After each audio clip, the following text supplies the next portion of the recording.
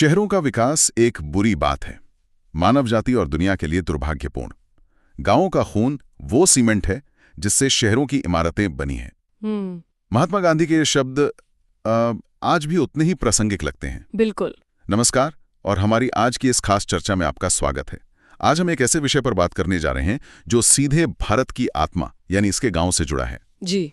हाल ही में सरकार ने एक बहुत ही महत्वपूर्ण ग्रामीण रोजगार योजना मनरेगा का नाम बदलने का प्रस्ताव रखा है, और इससे एक बड़ी एक राजनीतिक और वैचारिक बहस छिड़ गई है। हाँ, ये खबर काफी चर्चा में है। हमारे पास इंडियन एक्सप्रेस का एक लेख है जो इस पूरे मुद्दे की परतें खोलता है।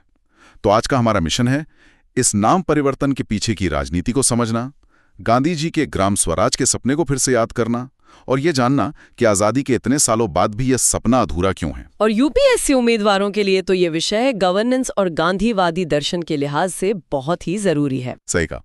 तो चलिए शुरुआत करते हैं हाल की खबर से।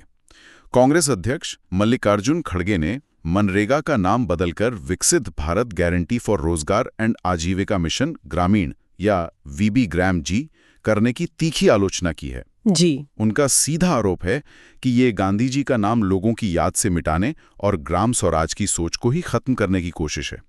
तो क्या ये वाकई सिर्फ एक नाम का बदलाव है या इसके पीछे की कहानी कुछ और गहरी है? देखिए, किसी भी योजना के नाम में गांधी शब्द का होना या न होना भारत की राजनीति में हमेशा से एक बड़ा संकेत रहा है।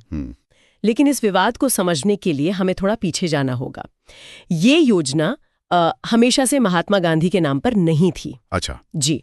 जब इसे यूपीए सरकार ने फरवरी 2006 में लॉन्च किया था, तब इसका नाम था NREGA, यानी national rural employment guarantee act. Right, NREGA। इसका मकसद था ग्रामीण भारत में हर परिवार को साल में कम से कम 100 दिन के काम की गारंटी देना। अच्छा, तो फिर महात्मा गांधी का नाम इसमें बाद में जोड़ा गया?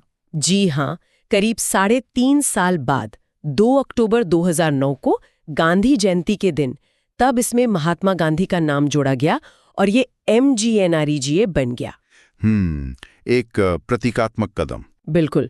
ये इस योजना को गांधी जी के ग्रामीण विकास के दर्शन से जोड़ने का एक तरीका था।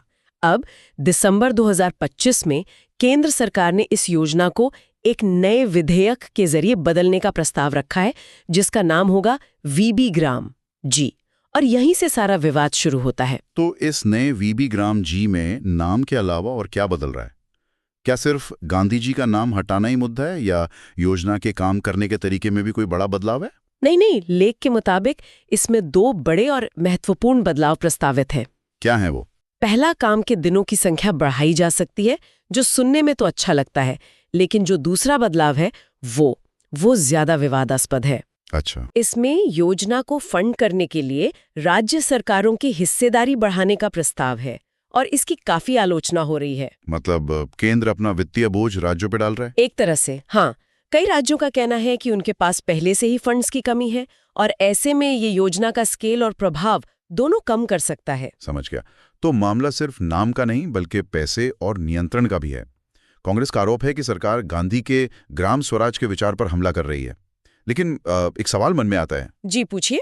क्या आज के दौर में ग्राम स्वराज की बात करना थोड़ा पुराना नहीं लगता? एक ऐसी दुनिया में जहां सब कुछ ग्लोबल है, क्या एक आत्मनिर्भर गांव का मॉडल प्रैक्टिकल भी है? ये बहुत ही जायज सवाल है, और यही इस बहस का सबसे दिलचस्प हिस्सा है। ग्राम स्वराज गांधी जी के लिए सिर्फ कोई राजनीतिक नारा नहीं था, ये उनके लिए एक संपूर्ण जीवन दर्शन था। उन्होंने इसे अपनी कल्पना का भारत कहा था। और हाँ, आज ही आदर्शवादी लग सकता है, लेकिन इसके मूल सिद्धांतों को समझना जरूरी है। गांधी जी शहरों के अंधाधुंध विकास के सख्त खिलाफ थे। हाँ, वो शुरू वाला कोट। जी। 23 जून 1946 को उन्होंने जो लिखा था वो आज भी चौंकाता है। उन्होंने कहा, गांव का खून वो सीमेंट है जिससे शहरों की इमारतें बनी हैं। ये सुनने में बहुत शक्तिशाली शब्द हैं, गांवों का खून। लेकिन क्या ये थोड़ा अतिशयोक्ति नहीं है? आखिर शहरों ने भी तो रोजगार पैदा किया है। आपका सवाल बिल्कुल सही है, और यह एक जरूरी न्यूआंस है।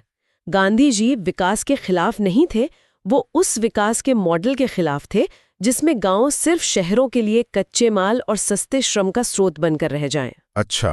उनका मानना था कि असली भारत गांवों में बसता है, और अगर गांव कमजोर होंगे तो भारत कभी सही मायने में मजबूत नहीं हो सकता।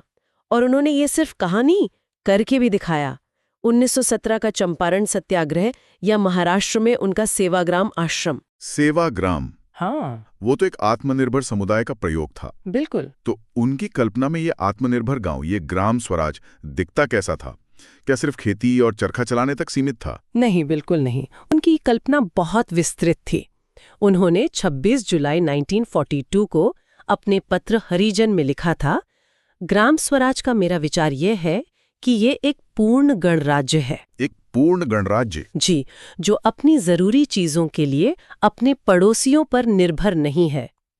उन्होंने कहा कि हर गांव की पहली चिंता अपना भोजन और अपने कपड़े के लिए कपास उगाना होगी, पर इसके बाद भी बहुत कुछ था।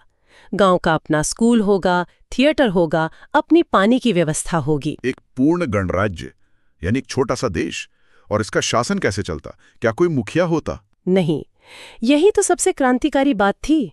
उन्होंने एक बेहद लोकतांत्रिक व्यवस्था की कल्पना की थी। गांव का शासन 5 लोगों की एक पंचायत चलाएगी। पंचायत जिसे गांव के सभी वयस्क पुरुष और महिलाएं हर साल चुनेंगे। इस पंचायत के पास सारी शक्तियां होंगी, लेजिस्लेटिव, एग्जीक्यूटिव और जुडिशियल। सारी शक्तियां? जी। और सबसे जरूरी बात, उनके इस गणराज्य में जाति आधारित भेदभाव या छुआछूत के लिए कोई जगह नहीं थी।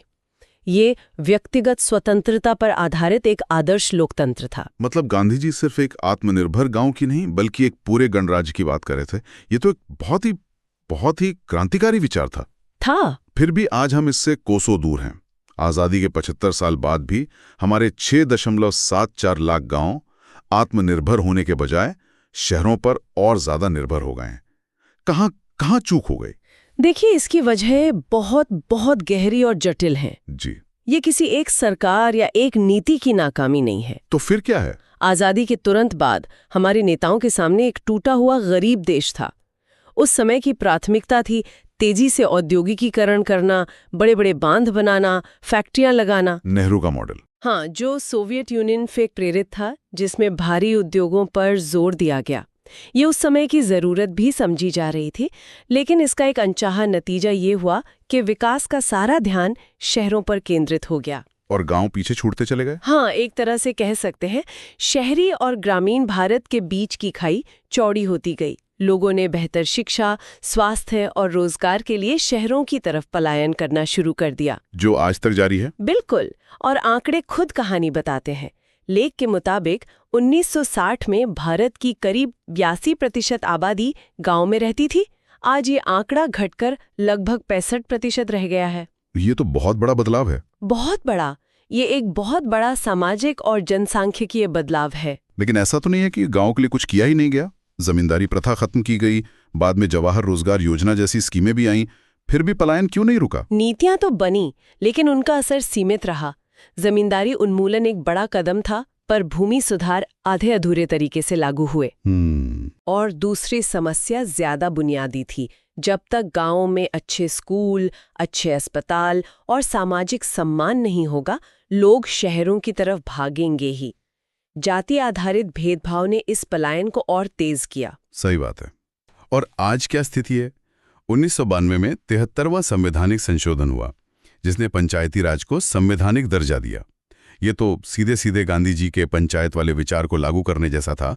क्या उससे भी मदद नहीं मिली? ये एक बहुत ही महत्वपूर्ण सवाल है। 73वें संशोधन ने कागज पर तो पंचायतों को बहुत अधिकार दिए, एक कानूनी ढांचा तैयार कर दिया, लेकिन असलियत में शक्ति का हस्तांतरण अधूरा रहा। एक मिनट, तो आप कह रही हैं कि 73वें संशोधन ने पंचायतों को अधिकार तो दिए, पर वो अधिकार इस्तेमाल करने के लिए ना पैसा दिया ना लोग। बिल्कुल। ये तो वैसी बात हो गई कि किसी को कार की चाबी दे दी, पर कार में पेट्रोल ही नहीं है। बिल्कुल सही एनालॉजी है। इसे 3 F's की समस्या कहते हैं: funds, functions and functionaries. Funds, functions और फंक्शनरीज काम के लिए ऊपर बैठे अधिकारियों पर निर्भर हैं। जबकि गांधी जी की कल्पना एक पूर्ण गणराज्य की थी। जी, एक निर्भर और कमजोर इकाई की नहीं। इसका कोई हाल का उदाहरण है जहां कोई अच्छी योजना भी इसी राजनीतिक इच्छा शक्ति की कमी की वजह से फेल हो गई हो? इसका सबसे बड़ा और हालिया उदाहरण है प्रधानमंत्री नरेंद्र मोदी की सांसद आदर्श ग्राम योजना, यानी सैगी। हाँ, 2014 में शुरू हुई थी। जी, बड़े जोर शोर से शुरू किया गया था, लेख में इसका जिक्र है। विचार ये था कि हर सांसद अपने क्षेत्र में एक गांव को गोद लेगा और उसे हर लिहाज से एक आदर्श गांव बनाएगा। आइडिया तो बेहतरीन था। एक सांसद के पास तो काफी शक्ति और संसाधन होते हैं। तो फिर हुआ क्या? ये योजना एक केस स्टडी है कि अच्छी नियत वाली योजनाएं क्यों फेल होती हैं। लेख के अनुसार ज्यादातर सांसदों ने इसमें कोई खास रुचि नहीं दिखाई। हाँ। लेकिन सवाल है क्यों? पहली वजह, इस योजना के लिए कोई अलग से फंड नहीं था। सांसदों से कहा गया कि वो अपनी मौजूदा सांसद निधि और दूसरी सरकारी योजनाओं को मिलाकर काम करें। अच्छा। दूसरी और शायद ज्यादा बड़ी वजह, इसका कोई स्पष्ट राजनीतिक फायदा नहीं था। एक सांसद के क्षेत्र में सैकड़ों गांव होते हैं। एक गांव को चमकाने से पूरे क्षेत्र के वोट नहीं मिलते। ये दिखाता है कि जब तक राजनीतिक प्रोत्साहन और प्रशासनिक ढांचा साथ ना हो, केवल आदर्शवाद से गांव आदर्श नहीं बनते। बिल्कुल। तो इन सब का क्या मतलब है? आज की हमारी चर्चा मनरेगा के नाम बदलने की एक खबर से शुरू हुई और भारत के विकास मॉडल के सबसे बड़े सवाल पर आकर रुक गई है। जी। एक तरफ शहरीकरण की चमक धमक है और दूसरी तरफ गांधी के ग्राम स्वराज का अधूरा सपना। हाँ। हमने देखा कि ये सपना सिर्फ योजनाओं की कमी से अधूरा नहीं है, बल्कि इसके पीछे गहरी संरचनात्मक बाधाएं हैं। शिक्षा, स्वास्थ्य, जातिवाद और सबसे बढ़कर शक्ति का असली हस्तांतरण न होना। सही। और अंत में विचार करने के लिए एक बात। जी। हमारी पूरी चर्चा का सार ये है कि ग्राम स्वराज ऊपर से थोपी जाने वाली कोई योजना नहीं हो सकती। सांसद आदर्श ग्राम योजना जैसी योजनाओं की विफलता यही साबित करती है। गांधी का सपना एक बॉटम अप क्रांति का था, यानी जो नीचे से गांव के लोगों से शुरू हो, जबकि हमारी नीतियां हमेशा टॉप डाउन रही हैं, जो दिल्ली और राजधानियों में बैठकर बनाई जाती हैं और गांव पर लागू कर दी जाती हैं। जी। शायद असली संघर्ष योजनाओं का नहीं, बल्कि इसी दृष्टिकोण का है। ये एक बहुत जरूरी बात है। तो सोचने वाला सवाल ये है, जो मैं अपने श्रोताओं के लिए छोड़ना चाहता हूं, क्या हम कभी इस टॉप डाउन मानसिकता से बाहर निकल पाएंगे? क्या गांव केवल योजनाओं के लाभार्थी बने रहेंगे, या वे कभी अपने विकास के मालिक भी बन पाएंगे, जैसा गांधी जी ने सोचा था? बहुत गहरा सवाल है। अगर इस चर्चा पर आपके कोई प्रश्न है या आप किसी और विषय पर इतनी ही गहराई से जानना चाहते हैं, तो हमें कमेंट्स में जरूर बताएं। इस तरह की और जानकारीपूर्ण चर्चाओं के लिए लाइक और सब्सक्राइब करना ना भूलें। अगली बार तक सोचते रहिए।